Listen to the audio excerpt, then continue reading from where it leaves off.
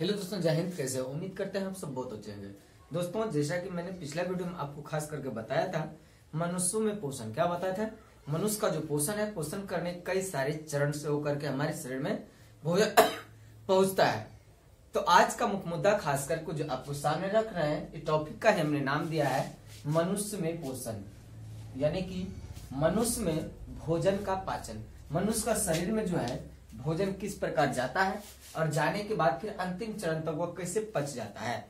सबसे पहला बात करा मनुष्य में भोजन का पाचन, यानी कि digestion of food in man. क्या कह रहा है? Digestion of food in man. सबसे पहले हम लोग खाने की क्रिया जो करते हैं मुख गुहा से, यानी कि मुंह के जरिए। तो मुख गुहा का जो बात होता है, सबसे पहला पाचन का काम होता है मुख गुहा से शुरू किया जाता है। मुख गुहा के माध्यम से आमाशय, फिर आमाशय के बाद जो भोजन हमारे पास आ जाता है पक्काशय में। कहा आ जाता है? पक्काशय। फिर पक्काशय के बाद आ जाता है छोटी आंत, और फिर छोटी आंत के बाद बड़ी आंत। इस सारे टोटल जो है 4-5 प्रक्रम के माध्यम से होकर के भोजन आता है, फिर अंत में गुदा मार्ग होते हुए बाहर आ जाता है। तो ये तो आपने समझ ही लिया। तो कह रहा है सबसे पहले कि मुख में पाचन, यानी कि जब हम लोग भोजन ग्रहण करते हैं, क्या करते? भोजन ग्रहण करते हैं। कहा कि भोजन का अंतर्ग्रहण मुख गुहा में होता है। भोजन का अंतर्ग्रहण यानी कि भोजन जो हम लोग लेते हैं सबसे पहले मुंह में डालते हैं, मुख गुहा में अंदर में डालते हैं। तो ठोस भोजन को दांतों की सहायता से महीन टुकड़ों में बदला जाता है। कितना भी ठोस भोजन रहे, नारियल जैसे हार्ड चीज को हम लोग क्या करते हैं? कसार। इन सारी चीजों को हम लोग क्या करते हैं? जब मुंह में लेते हैं, मुंह गुहा में, तो अंदर में जाने के बाद उसको जो है एक कतरन जैसे मशीनों के जरिया जो जैसे कतरता है, हमारा दांत भी कहीं ना कहीं पीसने की काम वहां पर करता है। भोजन के इतनी महीन पीस देता है कि पूरा एकदम मोम की तरह बना देते हैं। और हमारे मुंह के अंदर में ही जो है क्या, इसी समय लार में पाया जाने वाला टाइलिन, क्या?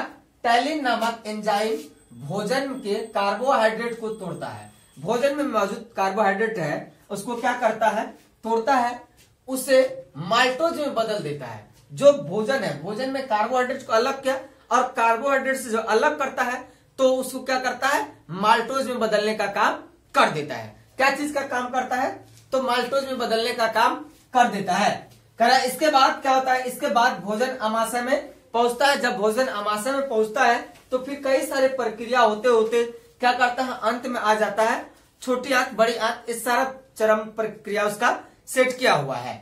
अब बात आती है आमाशय में पाचन। पहला आता है मुख गुहा में। मुख गुहा का जब काम होता है तब बात आता है कहां पर? आमाशय में। उससे एक स्टेप थोड़ा हम नीचे लेकर आ जाते हैं। कहां पर? एक स्टेप नीचे। कहे आमाशय की आंतरिक भित्ति में पाई जाने वाली जठर ग्रंथि। जठर ग्रंथि, जठर मतलब आग, जठर मतलब आग का गोला समझिए। तो आग की जो गोला है, ज्वाला, निकलने वाली ज्वाला, उससे कह रहा है कि जठर ग्रंथियों से जठर रसों का क्या होता है? स्राव होते, वहां से जठर रस निकलती है, जिसके कारण क्या होता है? भोजन में पचाने की जो क्षमता होती है वह हो जाता है। जठर रस में पेप्सिन और रेनिन। जठर रस में क्या क्या पाया जाता है? पेप्सिन और रेनिन। आपसे इसी तरह से ऑब्जेक्टिव में पूछेगा कि जठर रस में क्या क्या पाया जाता है, तो जठर रस में पेप्सिन और रेनिन नामक क्या पाया जाता है? एंजाइम होते हैं। क्या क्या? पेप्सिन और रेनिन। आपसे बार बार पूछा जाता है कि जठर रस में पाए जाने वाला एंजाइम क्या है, तो जठर रस में पाए वाला एंजाइम जो है पेप्सिन और रेनिन। और मुख गुहा में पाए जाने वाला एंजाइम क्या है, तो उसका नाम है माल्टोज। में बदलता है। माल्टोज में क्या करेगा? बदलेगा। माल्टोज में बदलने से पहले क्या करेगा? कार्बोहाइड्रेट को तोड़ता है। क्या करता है? कार्बोहाइड्रेट को तोड़ देता है, जिसमें लार ग्रंथि होता है। क्या होता है? लार ग्रंथि। और जहां तक बात रहा कि मुख गुहा में टाइलिन नामक क्या एंजाइम पाया है, तो बताए मुख गुहा में क्या? तो मुख गुहा में टाइलिन, और उसके बाद आमाशय में क्या? पेप्सिन और रेनिन नामक। ये दो अलग अलग क्षेत्रों में काम करते हैं। यही कारण है कि रेनिन दूध की प्रोटीन को पचाता है। दूध में जो पाए जाने वाला प्रोटीन है, इसको क्या करता है? बार बार मस्ते पीस करके महीन कर देता है। महीन करने के बाद फिर क्या करता है? अपना काम में वो लग जाता है, फिर अगले प्रोसेस के लिए छोड़ देता है। अतः यह केवल बच्चों में पाया जाता है। यह क्या करता है? केवल बच्चों में ही पाया जाता है। जो बच्चा लड़कोड़ीता जन्म लेता है उस समय इसको ये चीज की जरूरत ज्यादा पड़ती है, क्योंकि उसका जीवन का जो उस समय आधार है दूध से ही बना हुआ है। दूध ही पी करके उसको जीना है कुछ दिन तक, फिर बाद में अन्न ग्रहण करने लग जाए तो कोई बात नहीं है। और पेप्सिन जो है अघुलनशील प्रोटीन को, जो घुलने वाला नहीं है, उसको क्या करता है? घुलनशील पेप्टोन में बदलता है। तो क्या करा? रेनिन दूध की प्रोटीन, रेनिन का काम क्या है? दूध की प्रोटीन को पचाना। रेनिन का काम क्या है? दूध की प्रोटीन को पचाना। और पेप्सिन क्या करता है? पेप्सिन अघुलनशील पदार्थों को क्या करता है? घुलनशील बनाता है, और बना करके क्या करता है? उसको पेप्टोन में बदल देता है। पेप्सिन क्या चीज में बदल देता है? चाहे जैसे बदले, पेप्सिन क्या चीज में बदलता है? पेप्सिन बदलता है पेप्टोन में। पेप्सिन क्या चीज में? पेप्टोन में। आमाशय में भोजन का पाचन अम्लीय विधि द्वारा होता है। आमाशय में भोजन कैसे होता है? अम्लीय विधि द्वारा, अम्ल के माध्यम से। समझिए, करा कि आमाशय की आंतरिक भित्ति में हाइड्रोक्लोरिक अम्ल बनता है। कैसा अम्ल बनता है? हाइड्रोक्लोरिक अम्ल बनता है। यही कारण है कि कभी कभी अगर अच्छा से न पच पाता है तो उस समय लगता है कि शायद ये काम करना बंद किया। कभी कभी लोगों को निर्जलीकरण भी हो जाता है, शरीर की पानी उतर जाता है, कहीं ना कहीं ये क्या करता है? अपना काम ठीक से नहीं कर पाता है।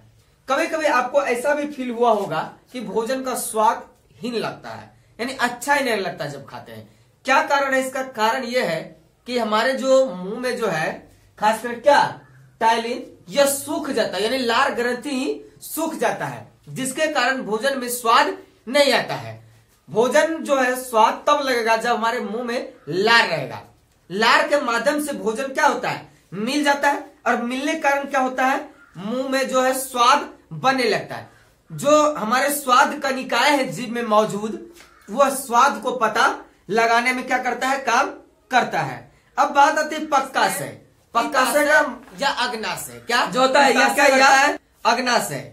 इसमें क्या होता है कि पीत रस जो होता है, यानी कि अग्नाशयिक रस, पीत में क्या? अग्नाशिक रस मिला हुआ रहता है। यह करता है एमाइलोज ट्रिप्सन जो होता है क्या? तो उसमें आ गया इमाइलेज ट्रिप्सन, लैपेज में क्या करता है? उसको कन्वर्ट करता है। फिर इसके बाद क्या होता है?